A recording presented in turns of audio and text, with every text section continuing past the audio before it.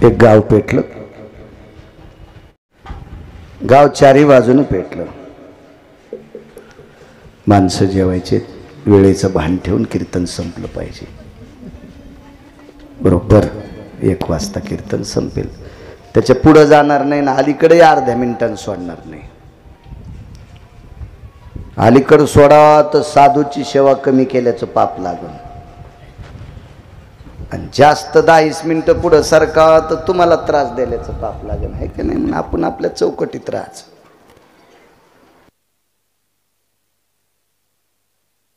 गाव पेटलं चारी बाजूनं,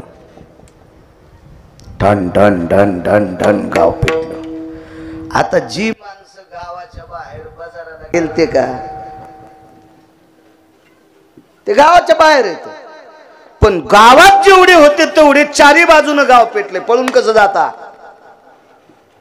इतकं रुद्ररूप धरलं होतं अग्नीने की त्या गावातल्या पक्षाला सुद्धा बाहेर उडून जाता येत नव्हतं। ढगापर्यंत आगीचा लोम लोंबलेला, पक्षी सुद्धा मधातच। गावाच्या मध्यभागी राजवाडा, काय त्यांचा महिमा सांगतोय, साधूचा महिमा किती मोठा असतो। राजवाडा, दुपारची वेळ आहे, राजाचं जेवण झालंय।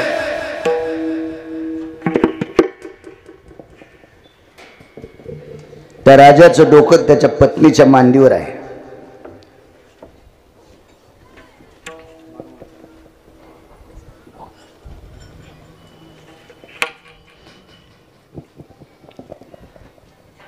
पत्नीचं डोकं मांडीवर आहे। मगाशी बोललेला राग आला असेल तुम्हाला, नाही का? नाही येणार राग तुम्हाला, चुकीचं बोलतच नाही गिरगावकर। मी वाचून बोलतो, चांगल्यांचं ऐकून बोलतो, भंगिरेचं ऐकून नाही सांगत। पतीची या मता अनुसरोनी पतिव्रता, धन्य भाग्याची आहे व तिचा पती तिचा देव। नैवम गिरगावकर लिखितम, हे गिरगावच्या बाळ्यांनी लिहिलेले का? मोठ्यांचं वाक्य, मांडीवर मालकाचं डोकं आहे। आणि गाव चौकून पेटला, आणि काय लोकायला आनंद असेल, ठाय ठाय बोंबलू लागले महाराज, मरतोत मरतोत मरतोत मरतोत। काही माणसं म्हणले येडपठीत काय रे, राजाला माहित नाही का गाव पेटलं? राजा आरडणं, राणी आरडणं, प्रधान आरडणं, प्रधानाची बायको आरडणं, भालदार चोपदार आरडणं, तुम्ही काय बोंबलायले रे? गाव जळाल्यावर राजवाडा नाही जळणार का? ते म्हणले ते बी खरंच आहे। मोगड्यावासा म्हणे मी बोलून येतो राजू साहेबाला। वारकरी माणूस होता, सात्विक होता, परमार्थिक होता, गेला आतमध्ये, आवाज दिला, चोपदार भालदार त्याला हळून बोला। अरे गाव पेटलं आणि काय हळून बोला? म्हणला हळून बोला, गाव पेटलं जळालं तरी हळून बोला। कस काय? आमचा दंडक आहे, राजे झोपल्यावर बोलत नाहीत। ते म्हणले गाव जळायला आणि राजा झोपलाय, त्याला कुठं राजा म्हणतात ते का? यालाच फुकून द्यायला पाहिजे। गाव जळाल्यावर जर राजाला अक्कल नसेल तर राजाच फुकून द्यायचा। ते म्हणला तुम्ही जळाल्यावर मग फुका ना। ते म्हणलं आम्ही जळाल्यावर कोणाला फुकाव? अरे तुम्ही जळत नाही, जरा हळून बोला ना। ते म्हणले पण गाव जळालेलं राजाला झोपल्यावर कसं सांगायचं? मालकीनीला सांगा। वाकत वाकत गेले आणि सांगितलं आईसाहेब गाव पेटले, काळजी करू नका, गाव पूर्ण जळणार आहे। आम्ही कशी वाचू? तुम्हाला वाचायचं असेल तर वाड्यात या। राजवाडा मोठा होता, सगळ्या गावाला राहिला 30% जागा, आणि एकट्या राजाला 70% जागा। असं असतंच राजाकडे, मोठ्या लोकांना असंच असतं। ठीक आहे म्हणले, बाहेर आले आणि सांगितलं ज्याला वाचायचं त्यानं राजवाड्याच्या आत या। आता 4-2% कोणालाच मानित नाहीत, ते राजाला काय मानतील? देवाला मानित नाहीत। 1-2% माणसं बाबाजी देवाला मानित नाहीत, देवाला। आणि स्वामीजी हे जर खोटं असतं तर मालकानं शब्द वापरला नसता। एरवी दिठी वेधिली कवळे, ते चांदनिया ते मने पिवळे, तै माझ्या स्वरूपी निर्मळे देखते दोष. भगवान सांगतात अर्जुना, कावीळ झालेल्या माणसाची डोळे पिवळे असतात, चांदण्या पिवळ्या नसतात, पण त्याला चांदण्या पिवळ्या वाटतात. तसं ज्याचं अंतःकरण खराब आहे ते देवाला सुद्धा मलिन म्हणते. तै माझ्या स्वरूपी निर्मळे देखती दोष. असं 1-अर्धा% देवाला सुद्धा वाईट म्हणणारी माणसं आहेत. तुम्हाला चांगलं म्हणतील ही कल्पना कशाला करायची. सगळी माणसं राजवाड्यात आले, कोणी वरी तटावर बस, याच्यावर बस, भिंतीवर बस, आमकं बस, सगळी मधात. फक्त बाईंनी सांगितलं तुम्ही बोंबलले की मालकाची झोप मोडती, झोप मोडू देऊ नका, शांत बसा. पण 4-5चे माणसं म्हणले बा गाव पेटत आल्यावर आपण जळणार आहेत, आणि आपण जळाल्यावर राजवाडा जळणार आहे, राजवाडा जळाल्यावर हे बी जळणार आहेत. मग हिच्या वाड्यात जळण्यापेक्षा आपल्याच घरापाशी जळून. अशी काही काही तुंतुनी खराब असतील. ते म्हणले आम्हाला नाही यायचं. तर सात्विक लोक म्हणले अरे वाचायचं असेल ना तर राजा राणी नाही आवडे तरी तुम्हाला काय खात्री मरणार नाहीत. मग काकडे बघ ते म्हणलं मला खात्री एकाच गोष्टी लक्षात आली, मालकाची झोप होईपर्यंत बाईनं मांडी पतिव्रता आहे आणि तिची देवावरी सत्ता. हो महाराज सामान्य ताकद नसते हो. द्रौपदीच्या मांडीवर अर्जुनाचं डोकं असायचं, कधी सुभद्रेच्या मांडीवर असायचं, आणि अर्जुनाची दुपारची वाम कुक्षी पत्नीच्याच मांडीवर डोकं असायचं.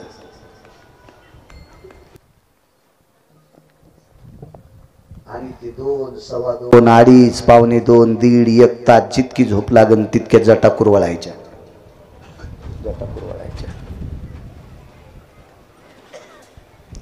तुम्ही आम्ही लग्न केल्यावर बायकोला म्हणा हात दाबती, कुणी एकदा डोसक्याकडे जातील, डोसक्याकून पायाकडे येतील, ती म्हणती बस झालं. ते म्हणा दाब न तुम्ही उजडूस तर दाबायला लावता. कशी असं देत माणसं बघा, लगेच लक्षात येतं त्याला हे मुक्त आहे त्याच्यातून. काय बाई असेल महाराज, पतिव्रतेची ताकद आहे, नाही जळू देणार आपल्याला. राजाची झोप मोडली. पाणी पिण्यासाठी, चूळ भरण्यासाठी, हातपाय धुण्यासाठी पाणी दिलं. काय दुपारचा नित्योपचार असेल तो देऊन टाकला. बाई बाहेर आल्या, झाड असा जवळ आलता, ठण ठण ठण ठण गाव पेटत होतं. बाईनं बाहेर उभ्या राहिलेल्याला सांगितलं तुम्हाला वाड्यात यायचं नाही का, मला मानू नका, पण प्राणावर प्रेम करा, जीवावर प्रेम करा, जीवासाठी माझ्या हद्दीत या, मी तुम्हाला जळू देत नाही. मग वाड्यात आले नाही महाराजजी, पण तिच्या वट्ट्यावर आले आणि तिच्या वट्ट्यावर थांबले. बाई आतमध्ये गेल्या. साधूची ताकद किती मोठी आहे याच्यावर सांगतोय, काय त्यांचा महिमा. उदाहरण क्रमांक 3 ना, तिसरंच उदाहरण चालू आहे ना. काय ताकद आहे. आतमध्ये गेल्या आणि देवघरात एक तांब्या होता,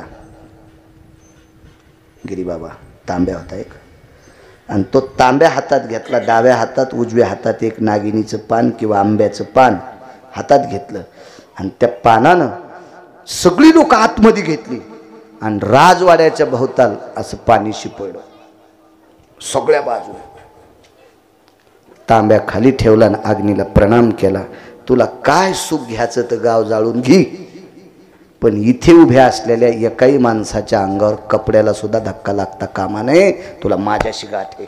गेली बाई आतमध्ये. बाकीचे म्हणले अरे ह्या भापाऱ्या काय कामाच्या रे, राजा राणी प्रधान हौदात बसतील पाण्यात आणि आपल्याला जाळून टाकतील. ते म्हणलं नाही जळत, फक्त याच्या बाहेर जाऊ नका.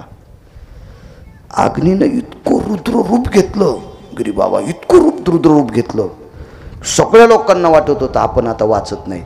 पण अग्नी जळत जळत ज्या वेळेला दयानंद बाबा जिथं पाणी टाकलंय का तिथं आल्याबरोबर अग्नी क्षीण झाला, नमला, अग्नी लोप पावला.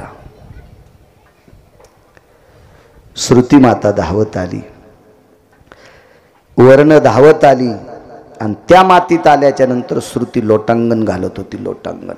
लोटांगण घातलं श्रुतीने. चौकदारांनी सांगितलं प्रत्येक प्रत्यक्ष श्रुती लोटांगण घालण्यासाठी आली. राजाची पत्नी बाहेर आल्या, श्रुतीला प्रणाम केला. श्रुतीनं पायावर लोटांगण घातलं. काय ताकद हो, श्रुती लोटांगण घालती त्या बाईच्या. श्रुती लोटांगण घालती. आणि लोटांगण घालून श्रुतीने विचारलं, माय एक बोलू? अख्खं गाव जळालं, राजवाडा जळाला नाही.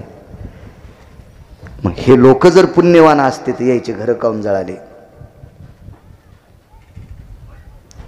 राणीनं सांगितलं हे पुण्यवान नाहीत, हे पुण्यवान असते तर गावच पेटत नव्हतं.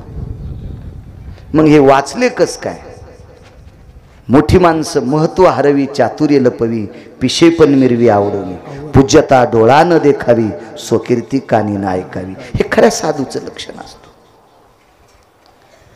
त्या माऊलीनं सांगितलं, माझ्या पातिव्रत्येच्या तेजानं ही माणसं वाचलीत. मी वाचले असं म्हणजे नाही, माझ्या पातिव्रत्येच्या तेजानं ही माणसं वाचलीत. श्रुती होती. श्रुतीने एक प्रश्न केला, मी वर्ण पाहत होते, तुम्ही पाणी टाकलं, हे पाणी कशाचं होतं? महाश्रुती चालाक, चुकस्कृतीची श्रुती. श्रुतीने विचारलं, गावाच्या राजवाड्याच्या बाहेर जे पाणी टाकलं आणि काही न येणाऱ्यांना सुद्धा लेकरू म्हणून आतमध्ये घेतलं, आणि जे पाण्याच्या आत आले ते एकही जळालं नाही. जळा कोणाला वाटतं का? पानचेट पण आत आले, विरोध करणारे पण आत आले, भीतीपोटी यावं लागतं, मरणापोटी सगळे आत आले. श्रुतीने विचारलं, पाणी कशाचं होतं? डोळे भरून आले. पवित्र स्त्रीनं सांगितलं, श्रुती माते, या राजवाड्यात साधू आले की पहिले आम्ही दोघं पती पत्नी साधूची पाद्यपूजा करीत होतो, आणि साधूची पाद्यपूजा झाली की काठोटीत पडलेलं पाणी. वाक्य नीट लक्षात ठेवत जा, मी शब्द काठोट म्हणून वापरलाय. पूर्वीच्या काळात येत्याचे, योग्याचे, तप्याचे, सिद्धाचे, नामधारकाचे, वारकऱ्यांचे पाय काठोटीत धुत होते.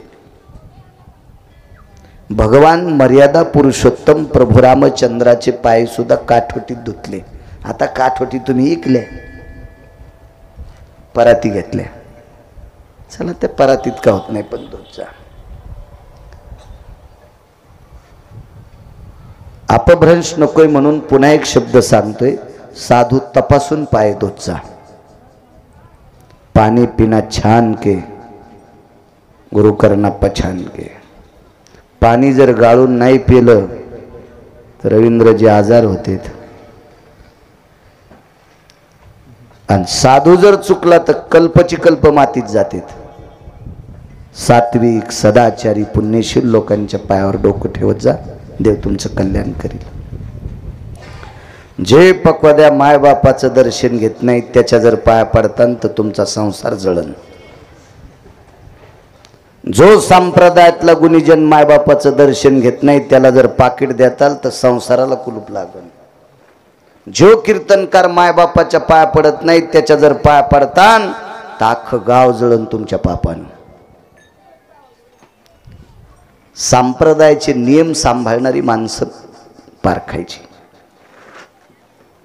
आणि त्या लोकांना नमस्कार करायचा, कोणाचा नाही, कोणाचा नाही. असे तर लय कुंटाला नाही. तर साधू तपासायचा, आणि साधू अभ्यासानं तपासायचा नसतो. साधू 2 कोटीच्या गाडीत बसलाय म्हणून तपासायचा नसतो. साधू आचरणानं तपासायचा असतो. साधू आचरणानं तपासायचा असतो. आणि आपल्या क्षेत्रात सुद्धा आचरणाला किंमत आहे. बरं, आचरणाला किंमत आहे. पक्वाद्याला दादा किती बोल पाठ आहेत त्याच्यापेक्षा तो वागतो किती चांगलं. स्वर किती आहेत त्याच्यापेक्षा वागतो किती चांगलं. अभ्यास किती सांगतो त्याच्यापेक्षा गिरगावकर वागतो किती चांगलं ते सांग. आपल्याकडे कर्तव्याला किंमत आहे, देखाव्याला नाही. देखाव बाकीच्या क्षेत्रात आला. नाटकामध्ये, फिल्मी सृष्टीमध्ये फक्त तुमचं कौशल्य पाहायला जाते, तिथं आचरणाचा काय संबंध आहे? तिथं काय बंधन नाही ना, काही संबंध नाही. कोणाला कोणी वाटा येते.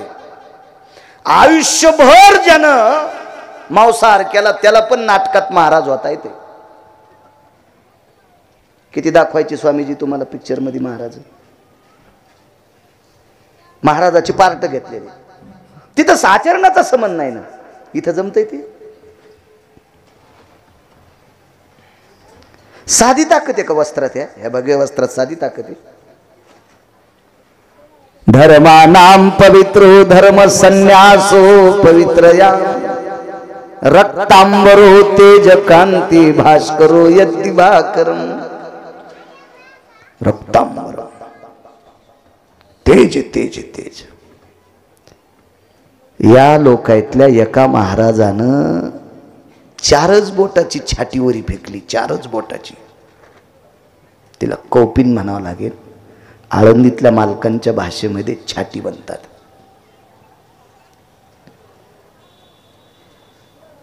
चार बोटाची ती कौपिन.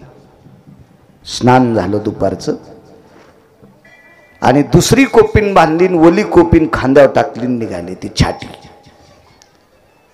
आणि बाईनं सांगितलं आमच्याकडे सूर्य जेवायला यावा.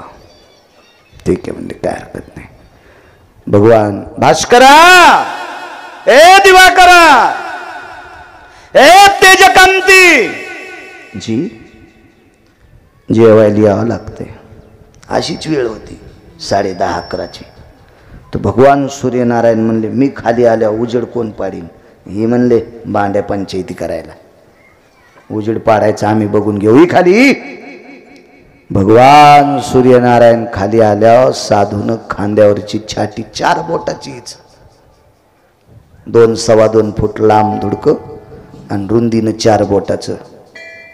हे आकाशात फेकल्याबरोबर एकाच वेळेला 14 सूर्य इतका प्रकाश पडला. एकाची छाती तपिंडली. काढोनी ढुंगाचे चिरगुट भिरकाविले नभी देख, ते 14 भास्करा परिलेख तेजकांती. कमरेला गुंडाळायचं धुडका आकाशात फेकलं तो कपडा, तर 14 सूर्य इतका प्रकाश पडतोय. आता आपल्याकडे प्रकाश आहे दयानंद बाबा, दुसरीकडे अंधार आहे. त्याला उजेड पडन स्वामीजी, आपल्याकडे अंधार होईल. पण एकाच वेळ, कारण सूर्यनारायणाकडे पण लोड शेडिंग आहे, एकाच वेळेला जगाला प्रकाश देऊ शकत नाही.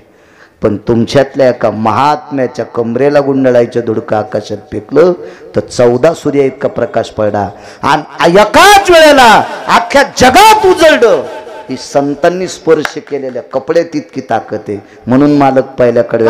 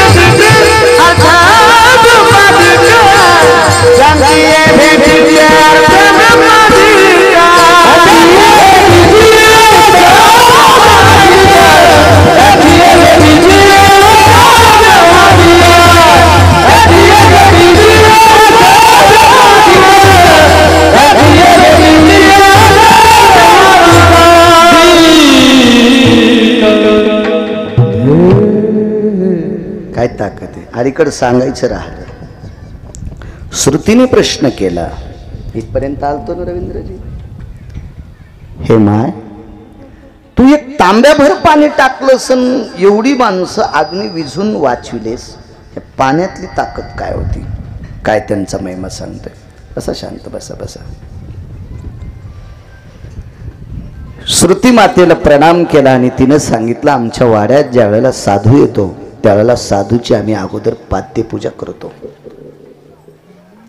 आणि पाद्यपूजा केल्याच्या नंतर ज्या पात्रात जे पाणी पडतं का त्या पात्रातलं पाणी एकच थेंब एका तांब्यात टाकतो, एका तांब्यात टाकतो. बघ स्वामीजी गिरीबाबाजी, एक तांब्याभर पाणी म्हणजे किती थेंब? किती साधू आले असतील त्या वाड्यात दादा? लाखो साधू या वाड्यात येऊन गेले. या वाड्यात या वाड्यात येऊ आणि त्या लाखो साधूच्या पदस्पर्शानं हा वाडा पुनीत आहे. श्रुतीने विचारलं गाव नाही का पुनीत?